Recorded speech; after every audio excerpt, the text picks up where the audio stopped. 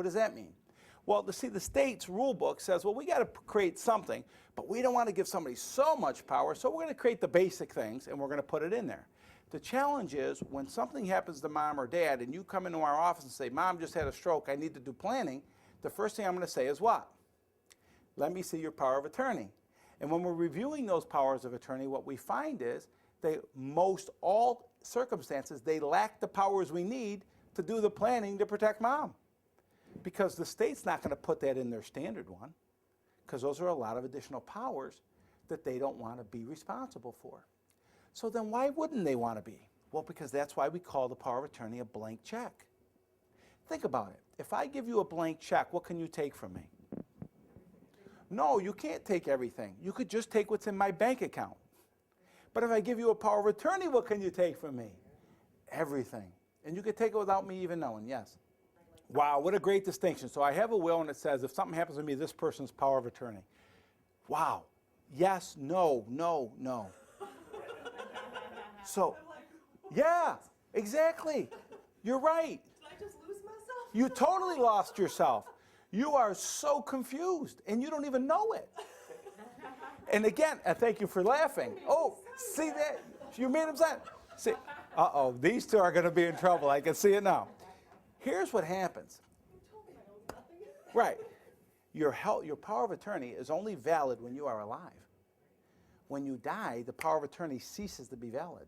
And then you have what's called an executor in your will, which applies when you die. Oh, they're an executor. Never mind, sorry. An executor. So good. What authority does my executor have to go to the bank? None. Till when? I'm dead. Till you're dead, right. Absolutely. So you take that all back, right? See, good. But see, this is very common, these type of legal terms, executor, agent, power of attorney. So power of attorney is a blank check. Then if they add additional powers, it becomes a super blank check. I see a lot of those. A lawyer goes to a continuing legal education seminar, a 4-hour seminar, and the guy gives them some forms in the form book. Add this provision, add this provision, add this provision. And now it's a super blank check, because now they can do everything. So how do we fix that? Well, what we do, we believe a good power of attorney is one that authorizes all the power under the law that you can do, and it authorizes the other person to do it. But what we attach to that power of attorney is a set of instructions to tell them how to use it. Does that make sense? So you can do anything under the law I can, but here's what you have to do with it. Here's how you have to handle it and protect it for the people I want, the way I want, when I want. Does that make sense?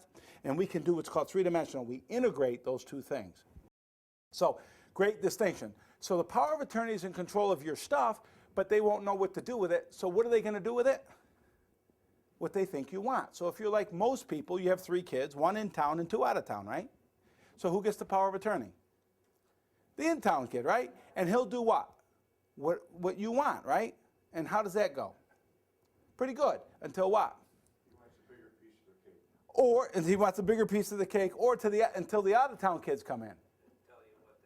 Well, yeah, well, they won't want the same thing he wants. What do they all want? They all want what mom and dad want, right?